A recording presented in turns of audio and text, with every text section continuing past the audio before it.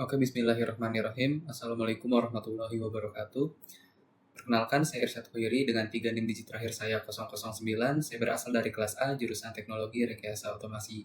Di sini saya akan menjelaskan mengenai tugas ketiga mesin-mesin listrik tentang rangkaian reverse dan forward control. Oke, di sini saya akan langsung menjelaskan apa sih prinsip kerja dari rangkaian reverse dan forward ini. Nah, jadi prinsip kerjanya itu rangkaian reverse forward itu biasa digunakan untuk mengubah arah putaran motor listrik 3 fasa. Nah, yang pertama, kontraktor forward atau K1 menghubungkan fasa motor dengan urutan normal RST. Lalu, kontraktor reverse K2 menukar dua fasanya, misalnya R, T, dan S. Jadi ada dua fasa yang diubah dari urutan normal sebelumnya. Nanti saya akan jelaskan lebih lanjut di rangkaian diket simunya. Lalu hal ini dilakukan agar arah putaran motornya berbalik. Lalu di sini juga ada mekanisme interlock. Jadi dia mencegah kedua kontraktor aktif bersamaan agar tidak terjadi hubungan singkat antar fasa. Lalu tombol start forward menyalakan motor maju, sedangkan start reverse menyalakan motor mundur. Lalu tombol stop memutuskan semua kontraktor sehingga motor semuanya berhenti. Oke, next. Nah, di sini ada arah motor yang forward dan juga yang reverse. Nah, untuk mengetahui arah motor tuh kita ada dua cara. Yang pertama, menggunakan alat ini. Lalu yang kedua itu dia bisa melihat arah putar motor selama 2 detik. Lalu apa sih fungsi rangkaian dari reverse forward pada motor 3 fasa ini? Nah, rangkaian reverse forward itu berfungsi untuk mengendalikan arah putaran motor listrik 3 fasa, baik jadi maju ataupun mundur. Fungsi utamanya yaitu mengubah arah rotasi motor sesuai kebutuhan proses kerja mesinnya, lalu memudahkan pengoperasian sistem mekanik seperti konveyor, hoist, atau pintu otomatis yang memerlukan dua arah gerak. Lalu memberikan kendali yang aman dan efisien dengan sistem interlock agar motor tidak rusak akibat fasanya yang salah. Lalu dapat dikombinasikan dengan sistem otomatis atau PLC untuk kontrol industri. Nah, di sini nanti saya akan langsung jelaskan saja di CAD simunya supaya lebih jelas. Ini tuh yang forward dan ini yang reverse. Nah, gambaran kayaknya seperti ini kurang lebih. Langsung saja saya akan membuka CAD simunya. Di sini sebelumnya saya sudah mencoba membuat, di sini saya akan coba buat file baru. Sebelumnya ini akan saya save dulu.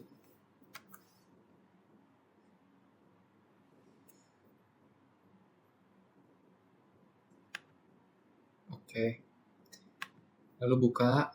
Nah, pertama-tama di sini saya akan mencari MCB 3 fasa dan juga MCB 2 fasa. Oh ya, jadi di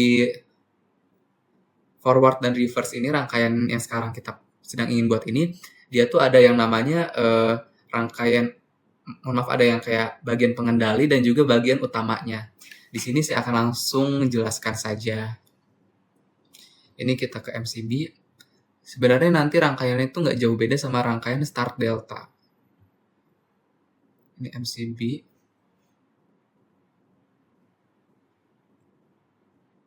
Tiga fasa lalu MCB 2 fasa. Oh iya, jangan lupa powernya. Di sini saya akan menggunakan 3 fasa, 1 netral dan juga ground. Ini kita rotate. Nah, seperti ini. Setelah itu saya akan mencari kontraktor. Nah, di sini saya akan menggunakan 2 kontraktor, yaitu kontraktor forward dan juga reverse. Oke, setelah seperti ini. Di sini saya akan cari buat pemutus arus ketika dia overheat. Sebentar.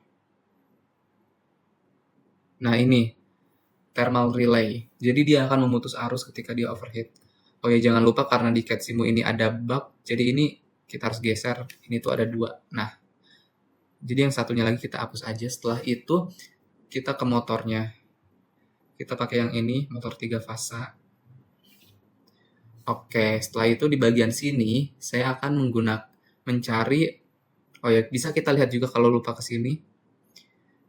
Nah, ada emergency switch dan ini ada yang buat relay. lalu stop dan start. Oke, langsung saja.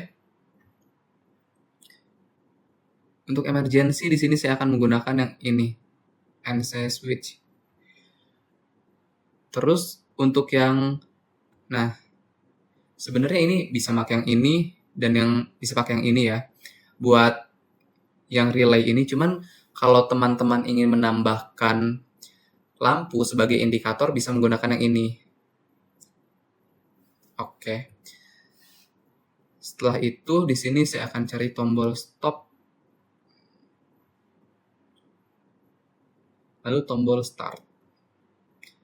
Untuk yang stop pakai NC ya, NC button, lalu yang start itu pakai NO button. Setelah itu di sini saya akan masuk ke yang ini. Saya akan cari NO kontak. Jadi ini buat, oh ini belah sini. Sebentar, satu kurang, startnya satu lagi. Nah, jadi ini tuh buat ketika rangkaian pengunci, bukan pengunci sih, jadi ketika si ini diklik nih ya, awalnya kan arus begini. Kan ini tombol yang di sini tidak mungkin dinyalakan terus ditekan terus menerus ya. Jadi kita gunakan rangkaian pengunci seperti ini. Jadi ketika nanti arus di sini udah mengalir, di sini tuh akan tertutup. Nanti saya akan jelaskan lebih lanjut setelah ini. Sekarang kita coba rangkai dulu aja. Terus abis itu nih, kita cari, jangan lupa ininya, coil untuk kontraktornya. Di sini coil 1, coil 2. Oke, seperti ini. Lalu jangan lupa kita akan membuat rangkaian interlock agar si ketika reverse dan forward itu mereka nggak nyala secara bersamaan si kontraktornya, atau nanti akan terjadi hubung singkat atau nanti bisa konslet. Nah, di sini pakai NC. Ini untuk interlock. Nah, seperti ini. Setelah itu saya akan langsung menyambungkan kabel-kabelnya. Ini untuk yang ground, ini untuk yang netral. Lalu untuk fasa 1 saya akan gunakan yang merah, fasa 2 biru, fasa 3 yang coklat. Oke, langsung aja kita sambung-sambungkan.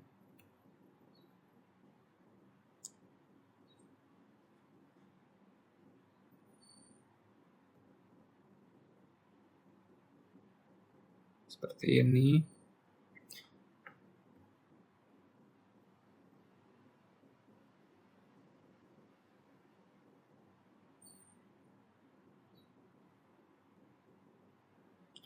Oke.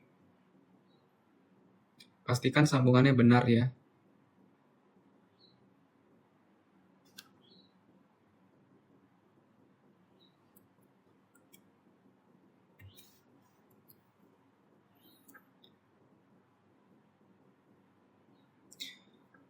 Untuk ground-nya.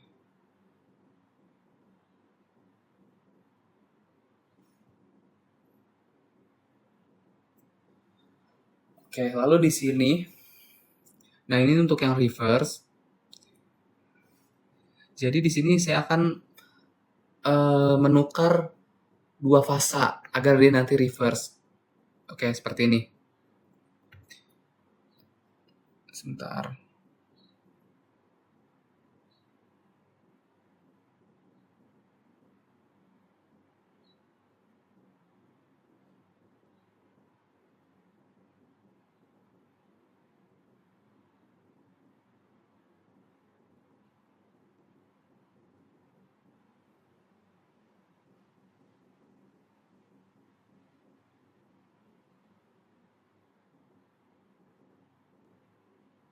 Oke. Nah, di sini saya akan menukar si fasa yang biru dan merah. Jadi gini. Yang biru ini nanti dia akan masuk ke sini. Yang merah ini. Sedangkan yang merah nanti dia akan masuk ke yang satu. Nah, ke yang ini, gini. Jadi, nanti di sini saya nukar fasa 1 dan fasa 2. Yang dimana nanti si fasa yang tadi awalnya fasa 1 dia jadi fasa kedua. Lalu yang tadinya fasa kedua jadi fasa ke-1. Dan untuk fasa ketiganya di sini saya tetap. Tidak saya ganti.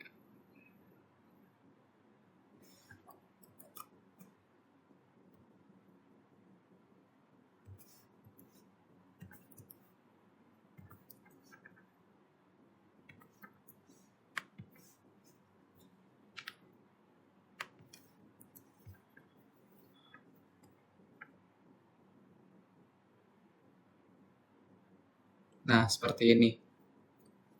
Lalu saya akan berfokus kepada yang kontrol. Di sini tuh untuk pengontrolnya. Sedangkan yang di sini itu istilahnya bagian utama. Oke, langsung aja.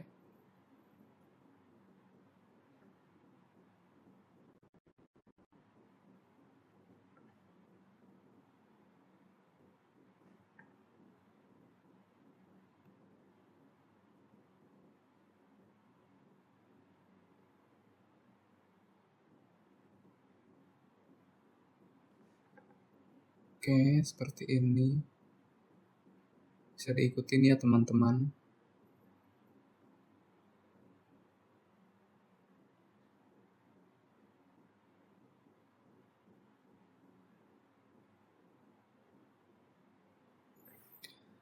Nah, sudah seperti ini kita sambungkan yang netralnya.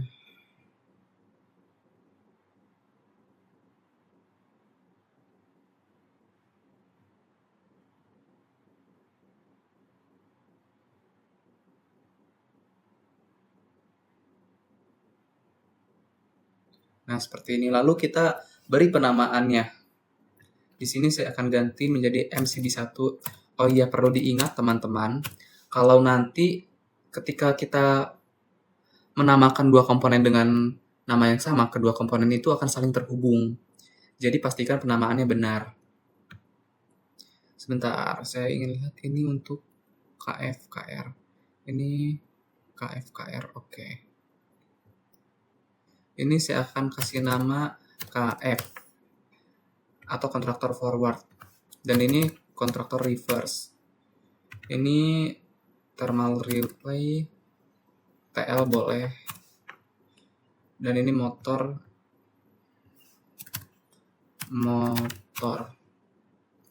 Lalu di sini MCB2.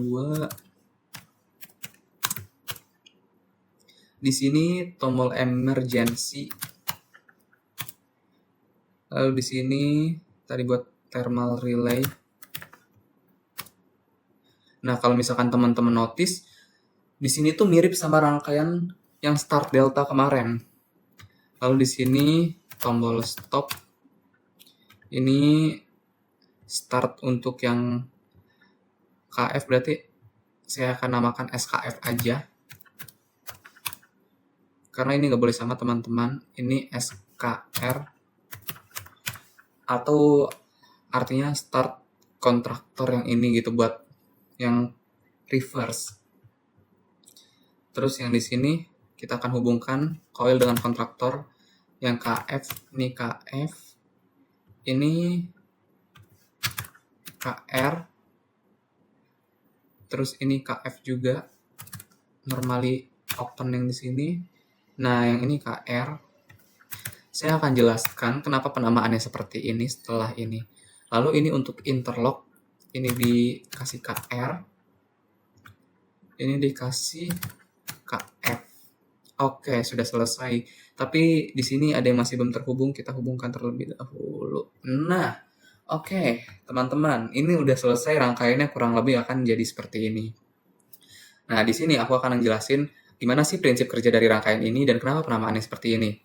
Jadi teman-teman, di sini bisa kita lihat, di sini saya akan membahas untuk bagian kontrolnya. Di sini ada MCB untuk pemutus sirkuit ketika terjadi konsleting, lalu di sini ada tombol emergency, lalu di sini ada untuk thermal relay, dia akan otomatis memutus di sini memutus arus ketika keadaan motor itu sedang overheat. Lalu di sini ada tombol stop, lalu di sini ada tombol start untuk yang KF atau yang forward. Lalu di sini ada yang tombol start untuk yang reverse. Nah, di sini ada rangkaian pengunci. Jadi ketika nanti saya akan jelaskan setelah ini aja. Ketika saya sudah running. Lalu di sini ada rangkaian interlock. Nah, ini interlock. Fungsinya apa sih rangkaian interlock itu? Supaya tidak terjadi konsleting. Karena nanti yang bisa nyala tuh cuma salah satu doang, antara yang forward atau yang reverse. Jadi dia tidak bisa nyala secara bersamaan. Oke, langsung saja, nggak usah lama-lama, kita running. Saya akan menjalankan MCB-nya. Oke. Lalu setelah itu, saya akan klik yang start forward terlebih dahulu, yang ini. Kita klik. Nah, bisa dilihat teman-teman bahwa dia motornya sedang dalam keadaan maju atau forward. Karena arahnya ke kanan nih, ini artinya dia maju. Nah, ketika kita klik nih, si tombol start ini, arus akan mengalir ke sini dan masuk ke coil yang ini. Lalu, ini rangkaian pengunci ini akan menjadi pengunci arus supaya arus ini masih bisa lewat gitu. Walaupun ini nggak ditekan terus.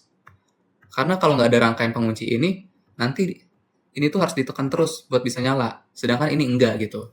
Ini prinsip kerjanya sudah saya jelaskan juga di video yang rangkaian start delta. Nah, kita bisa lihat seperti ini. Lalu coba kita stop. Kita sekarang ganti ke yang reverse. Kita klik. Nah, bisa dilihat teman-teman bahwa arah motornya itu berbalik. Yang tadinya dia ke kanan, sekarang dia kebalikannya atau reverse, yaitu ke kiri. Nah, ini pembuktiannya berarti sudah benar dan rangkaiannya sudah benar ya. Dan ini prinsip yang di sini pun sama. Ketika kita klik start, dia akan mengunci, ada rangkaian pengunci di sini. Lalu dia akan mengalir ke coil yang reverse. Lalu kontraktor di sini itu jadi on dan arus mengalir lewat yang kontraktor reverse. Nah, di sini kita matikan terlebih dahulu. Di sini tuh ada rangkaian interlock. Jadi apa sih rangkaian interlock tuh yang dari tadi saya notice gitu kan, belum saya sempat jelaskan lebih lanjut. Jadi, ketika kita nyalakan, nih kita akan coba nyalakan yang forward. Nah, dia akan otomatis memutus arus yang di reverse. Bisa dilihat, kita ulang nih. Ketika kita nyalakan yang forward, arus yang di reverse ini akan terputus secara otomatis. Begitupun sebaliknya. Ketika kita klik yang reverse, nah maka yang forward ini, yang pada rangkaian atau kontraktor forward ini akan terputus arusnya. Jadi, hal ini tidak akan menyebabkan konsleting. Karena kalau misalkan ada kecelakaan di mana kedua-duanya on, itu akan menyebabkan konsleting dan kerusakan pada motor. Oleh karena itu, ini adalah fungsi dari rangkaian interlock. Dan seperti inilah gambaran dari rangkaian interlock. Nah, di sini ada emergency, seketika ada keadaan darurat. Nah, di sini pun saya akan coba tes untuk thermal relay-nya.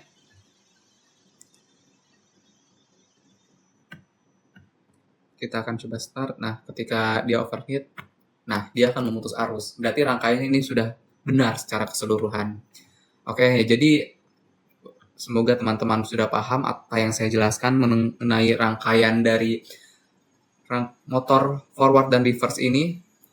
Jadi seperti itu prinsip kerjanya dan cara kerjanya yang sudah saya jelaskan tadi, dan juga rangkaian interlock yang dimana dia saling mengunci satu sama lain agar tidak menyala kedua-duanya, jadi cuma bisa menyala salah satu aja. Ketika yang forward dinyalakan, maka yang reverse akan terputus. Lalu ketika yang reverse dinyalakan, maka yang di forward akan terputus, begitu. Tapi teman-teman, kalau misalkan teman-teman ingin menambahkan indikator lampu gitu ya, supaya bisa tahu ketika forward yang nyala atau reverse yang nyala, atau ketika thermal relay-nya dia sedang nyala atau ketika emergency-nya sedang nyala, itu bisa ya teman-teman ditambahkan indikator lampu seperti yang di sini nih. Nah, seperti ini. Cuman di sini saya hanya menjelaskan cara rinci di bagian rangkaiannya aja tanpa menambahkan indikator lampu gitu. Jika ingin teman-teman tambahkan juga opsional. Sekian video dari saya. Terima kasih. Wassalamualaikum warahmatullahi wabarakatuh. Di sini saya akan menjelaskan mengenai sistem pompa air dengan saklar tekanan. Jadi nanti dia pompa airnya dalam bentuk otomatis. Nah, di sini sistem ini bekerja dengan sensor level air, misalnya pelampung atau sensor ultrasonik untuk mendeteksi ketinggian air di tandon. Pompa menyala otomatis saat air di bawah batas minimum dan mati otomatis saat air mencapai batas maksimum. Tujuannya untuk menghemat energi, mencegah kerusakan pompa, dan menjaga suplai air supaya tetap stabil. Nah, Ini pompa air dengan saklar tekanan. Konsepnya, kita membutuhkan pompa air yang dapat melakukan hal berikut ini, yaitu pompa air ke dalam pipa. Hentikan setelah mencapai tekanan maksimal yang diinginkan. Mulai jika mencapai lebih rendah dari tekanan minimum yang diinginkan. Lalu mengulang. Nah, ini seperti ini contohnya. Jadi ketika di sini dia tekanan dalam bentuk tekanan. Jadi ketika di sini tekanannya masih kosong, si pompa ini memompa sampai tekanannya di sini ambang batas paling atasnya 6 dan paling bawahnya 3. Nah, saat dia sudah mencapai 6, si pompa akan berhenti. Dan ketika si katup yang di sini dibuka dan tekanan yang di sini mulai berkurang, maka si pompa akan kembali menyala ketika si indikator tekanan ini sudah di bawah 3. Nah, di sini ada beberapa komponen yang dibutuhin, yaitu untuk yang power circuit dia ada MCB 3 fasa, ada kontraktor, ada overload relay, dan untuk bagian control circuitnya dia ada MCB buat 1 fasa, lalu ada tombol start, tombol stop, terus ada switch NONC, terus ada di sini opsional tambahan lampu LED, terus juga jangan lupa yang paling penting ada emergency switch. Nah, ini kurang lebih seperti ini gambar bentuk rangkaiannya. Langsung aja saya akan masuk ke CAD Simo-nya. Saya akan langsung praktikkan bagaimana cara membuatnya dan juga menjelaskan bagaimana cara kerjanya. Ini yang sudah saya buat sebelumnya, seperti ini. Saya akan buat dari awal lagi. Ini sebenarnya mirip-mirip dengan yang sebelumnya. Pertama-tama jangan lupa untuk power supply-nya, kita pilih yang ini. Oke, kita balik seperti ini. Lalu jangan lupa MCB 3 fasa. Terus ini untuk bagian kontrol. Lalu kontraktor.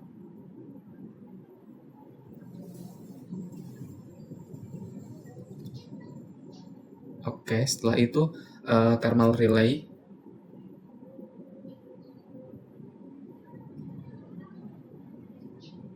Nah, ini jangan lupa, ini karena ada bug, ini harus kita geser ya. Nah, seperti ini. Lalu jangan lupa komponen paling penting yaitu motornya. Oke, setelah seperti ini, kita beralih ke yang sini. Pertama-tama ada buat emergency. Setelah itu, kita akan gunakan yang ini untuk thermal relay, untuk yang ini nih. Sebentar, tadi saya salah menyebutkan atau enggak? Benar ya, thermal relay. Oke, lanjut. Setelah itu saya akan cari tombol stop. Saya gunakan yang ini. Mohon maaf, yang ini. Lalu tombol start. Oh, pakai yang ini aja, mohon maaf. NC button, lalu yang start pakai NO button.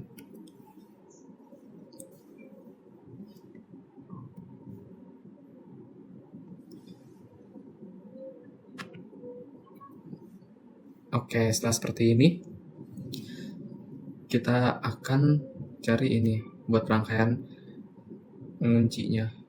NO kontak.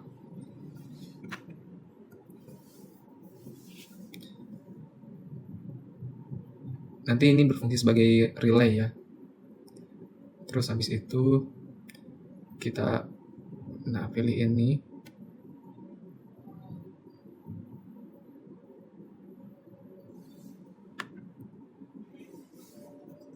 Sebentar.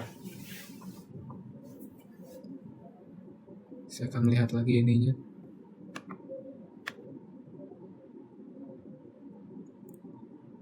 Ini float, press. Oke.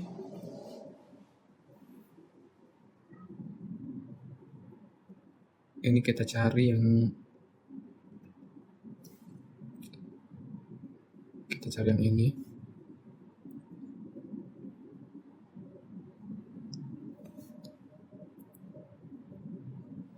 Oke. Ini kita geser ke bawah. Ini juga biar enak kita geser aja ke bawah. Oke, setelah seperti ini. Oke, tinggal kita sambung-sambungkan si bagian kabelnya. Kita sambung-sambungkan kabelnya.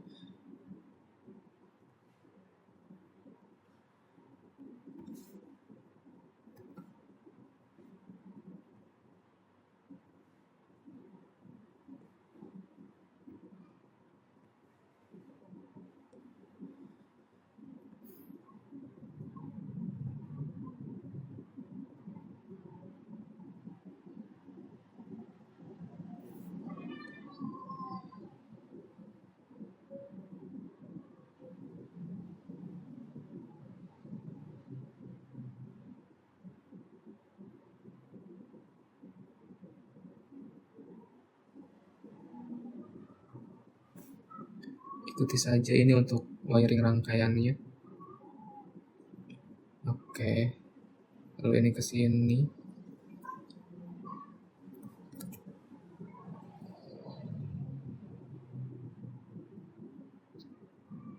Oke, seperti ini.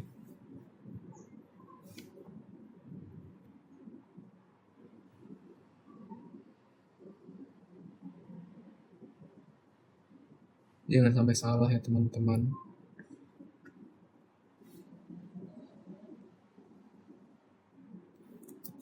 Sebentar, ini saya salah warnanya.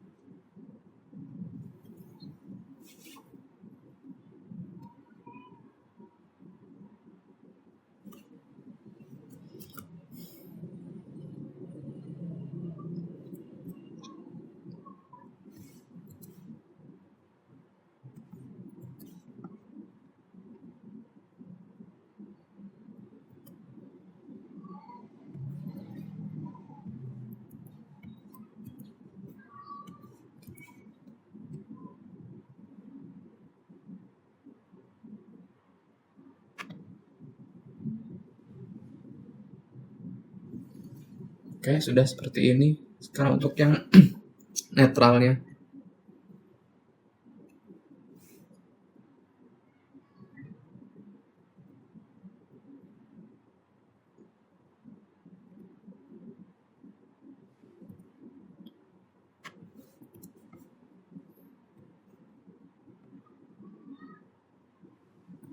Oke, sekarang kita running.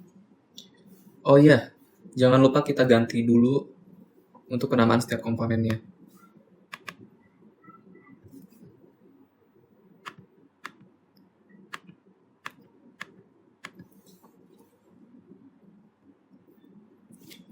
Ini saya kasih MCB 1. Ini MCB 2. Ini